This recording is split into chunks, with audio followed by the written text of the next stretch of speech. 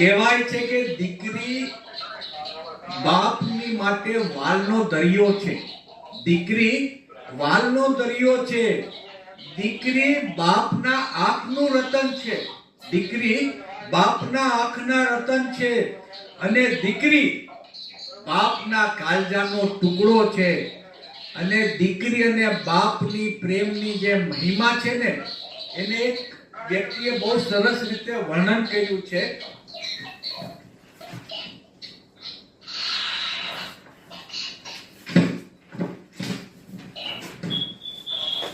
આ એક સરસ મજાનું ગીત છે અને એમાં બાપની દીકરી માટેની શું ફિલિંગ છે એ બહુ સરસ મજાનું કવિએ વર્ણન કર્યું છે. અરે કાલ જાકે રો કટકો મારો ગાંઠથી છૂટી ગયો. કાલ જાકે રો કટકો મારો ગાંઠથી છૂટી ગયો. મમતા રૂવે જેનું વેલું માં, મમતા રૂવે જેનું વેલું માં, વીરડો ફૂટી ગયો. કાલ જાકે રો કટકો મારો ગાંઠથી છૂટી ગયો. કાલ જાકે રો કટકો મારો. આપણી દીકરી આખો દિવસ ઘરમાં આમ તેમ દોડતી હોય. આપે આજે સમજો આપણો ઉદયત છે કે માનવીર છે કે જીલ જે નાના હતા ત્યારે ખૂણા ખૂણામાં આપણે કોર્નર ટેબલમાં પેલા લગાવ્યા કે વાગે નહીં આપણા બાળકોને. શું કામ ન વાગે? કેમ કે એવી રીતે દોડાદોડી કરતા હોય છે આખા ઘરમાં. એને પકડવા જાવ તો છટકીને ભાગી જાય એ લોકો. એટલે આમાં કવિ એમ કહે છે કે છબતો નહીં જે ધરતી ઉપર, છબતો નહીં જે ધરતી ઉપર, પગ ત્યાંથી જી ગયો. છબતો નહીં જે ધરતી ઉપર, પગ ત્યાંથી જી ગયો. પગથી જી ગયો એટલે જ્યારે દીકરીની વિદાય થતી હોય છે ત્યારે એનો એક એક ડગલો આગળ વધવો હોય ને બહુ ભારે પડે છે. એનો પગ ત્યાં થીજી જાય છે. કોનો પગ થીજી જાય છે? જે આખા ઘરમાં કૂદકા મારતી હતી એ દીકરીનો પગ થીજી જાય છે. અરે છબતો નહીં જે ધરતી ઉપર, પગ ત્યાંથી જી ગયો. ડુંગરા જેવો ઉમરો એણે, અરે ડુંગરા જેવો ઉમરો એણે, માણ માણ ઓરંગ્યો. ડુંગરા જેવો ઉમરો એને. ડુંગરા જેવો બધાયના ઘરમાં ઉમરો હોય છે, 1 ઇંચ હોય છે. પણ એ 1 ઇંચનો ઉમરો જ્યારે આપણે દીકરીને વિદાય ઘરેથી લગ્ન મંડપમાં લઈ જાય છે, સવારે મંડપ મુહૂર્તના વખતે કે પછી દીકરીને ઘરે નથી આવવાનું, એ ટાઈમમાં 1 ઇંચનો ઉમરો એને ક્રોસ કરતા પણ ટાઈમ લાગે છે દીકરીને. અરે છબતો નહીં જે ધરતી ઉપર, પગ ત્યાંથી જી ગયો. ઉમરા જેવો ડુંગરા જેવો ઉમરો એણે, માણ માણ ઓરંગ્યો. કાલ જાકે રો કટકો મારો ગાંઠથી છૂટી ગયો. આપણી દીકરી આપણા ઘરમાં હોય ને જેમ તેમ ફરતી હોય. પેલાના જમાનામાં અંબોડો બાંધીને રહેતા હતા બધા દીકરીઓ, અને નાનપણમાં એ અંબોડો વગેરે ન બાંધે, જેમ તેમ રહેતી હોય, ઘરમાં ફરતી હોય.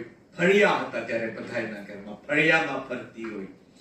પણ જેવી લગન જેવડી થાય, મોટી થાય તો એ વ્યવસ્થિત, કેમ કે કોણ ક્યારે આવી જશે એ ખબર નથી હોતી, તો અંબોડો છૂટા વાળ નો રાખે, અંબોડો બાંધીને રાખે. ત્યારે એનો બાપ એને કહે છે કે બેટા તું એવી રીતે નહીં કર, એવી રીતે સાવધાનીથી રહેવાની તને જરૂર નથી, તું જેમ છો એમ રહે. એનો બાપ એને કહે છે અરે બાંધતી નહીં અંબોળલો બેની, બાંધતી નહીં અંબોળલો બેની, ભલે ને છૂટી ગયો, બાંધતી નહીં અંબોળલો બેની, ભલે ને છૂટી ગયો, રાહુ બની ઘૂંઘટડો મારા, રાહુ બની ઘૂંઘટડો મારા, ચાંદ ને ગળી ગયો, કાળજા કેરો કટકો મારો, ગાંઠથી છૂટી ગયો, કાળજા કેરો કટકો મારો. દીકરી લગ્ન મંડપમાં બેઠી હોય ને, હવે તો બધાય કોઈ જાન ઓલું કાઢતા નથી, શું કહેવાય, લાશ કાઢતા નથી. પહેલાના જમાનામાં તો મિનિટો તાળીને બેસતી.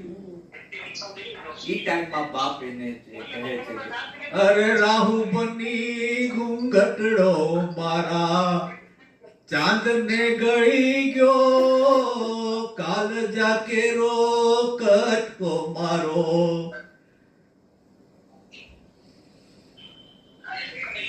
આપણી દીકરી પેલાના ટાઈમમાં ગામમાં રહેતી, હવે તો બધા ફ્લેટમાં રહે છે એટલે ઝાડ પાન તો હોય નહીં, પણ પેલા ગામમાં ઝાડ પાન ઘણા હોતા, ત્યાં રમતા, હિચકે રમતા, બધું કરતા.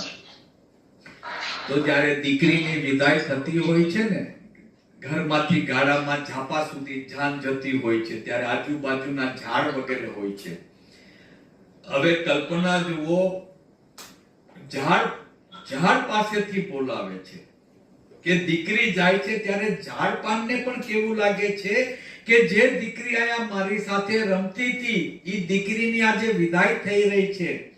એની માટે કહે છે, અરે આંબલી પીપલી ઝાડ બોલાવે, આંબલી પીપલી ઝાડ બોલાવે, બેનબા એકવાર હામું જો, આંબલી પીપલી ડાળ બોલાવે, બેની બા એકવાર હામું જો, ધુબકા દેતી જે ધરામાં, ધુબકા દેતી જે ધરામાઈ, આરોણ હર્યો, કાળજા કેરો કટકો મારો, ગાંઠથી છૂટી ગયો. જે ઝાડ પાન પાસે ધૂપકાર મારી મારીને રમતી હતી, એનો હવે સમય પતી ગયો, કેમ કે દીકરીની વિદાય થઈ ગઈ. દીકરીની વિદાય પછી આપણામાં અહીંયા ગાડીમાં બેસાડે, ગાડી જતી હોય અને ગાડી ટર્નિંગમાં આવે એટલે બધાય લોકો, કેમ કે ગાડી દેખાવાની બંધ થઈ જાય છે એટલે બધાય લોકો પાછા માંડવામાં આવી જાય છે. ત્યારે એ ટાઈમમાં ગામમાં ઝાપા સુધી મૂકવા જતા દીકરીને, અને જેમ આ ઢોળા આગળ પાછળ રસ્તા હોય, જેમ ગાડી દેખાવાની બંધ થાય એમ બધા લોકો પાછા આવે. તો એની માટે કહે છે કે પાછો જ્યારે ઈ માણસ માંડવડા, એનો બાપ માંડવા સુધી આવે છે, તો એની વ્યથા કેવી છે, એનું દુઃખ કેવું છે એ કહે છે. ડગલે ડગલે માર્ગ એનો, ડગલે ડગલે માર્ગ એનો, 100 ગામનો થયો, ડગલે ડગલે માર્ગ એનો, 100 ગામનો થયો, ધારથી હેઠી ઉતરી બેની, ધાર એટલે ટર્નિંગ, ધારથી હોઠી ઉતરી બેની, મારો સૂરજ ડૂબી ગયો, કાળજા કેરો કટકો મારો. બાપાનો સૂરજ ડૂબી જાય છે જ્યારે એને દીકરી દેખાવાની બંધ થઈ જાય છે. હવે આ જે પણ વ્યક્તિએ આ લખ્યું છે એની પોતાની ફિલિંગ કેવી હશે વિચાર કરો. છેલ્લે દીકરીના વિદાય પછી બાપ સુનમુન બેઠો હોય છે, જાનૈયા જે જાનમાં આવ્યા હોય અથવા મહેમાનો આવ્યા હોય બધા જતા હોય છે. બાપ એકલો ગુમસુમ બેઠો હોય છે અને કહે છે, અરે લૂંટાઈ ગયો મારો લાડ ખજાનો, લૂંટાઈ ગયો મારો લાડ ખજાનો, આજ હું જોતો રહ્યો. લૂંટાઈ ગયો મારો લાડ ખજાનો, આજ હું જોતો રહ્યો. લાડ ખજાનો કેમ લૂંટાઈ ગયો? કેમ કે દીકરી જેટલો પ્રેમ પોતાના બાપને કરે છે, આ દુનિયામાં દીકરીથી વિશેષ કોઈ પણ વ્યક્તિ બાપને એવો પ્રેમ નહીં કરે જેટલી દીકરી કરે છે. આ નિયમ છે. દીકરીને સાસરામાં પણ જ્યારે ખબર પડશે કે મારા બાપ સાથે આમ થયું કે તેમ થયું, એનો જીવ ઊંચો નીચો થઈ જશે. આજ દીકરી બનીને બાપ સાથે કાલાવેલી કરે છે ને આજ દીકરી માં બનીને બાપને વઢે પણ છે. પપ્પા તમારે આમ નથી કરવાનું, પપ્પા તમારે અહીંયા નથી જવાનું.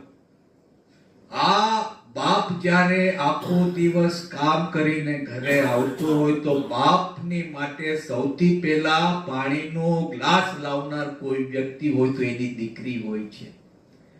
બીજા બધા તો પાણી આપવું એમ પૂછે ત્યાં સુધીમાં દીકરી પાણીનો ગ્લાસ લઈ આવી હોય છે. અને એ ટાઈમમાં બાપને પાણીની તરસ લાગી હોય કે ન લાગી હોય, એ પાણીનો ગ્લાસ પી લે છે. કેમ કે એને ખબર છે કે આ દીકરી સાસરે વહી જશે પછી મને પાણીનો ગ્લાસ કોણ આપશે.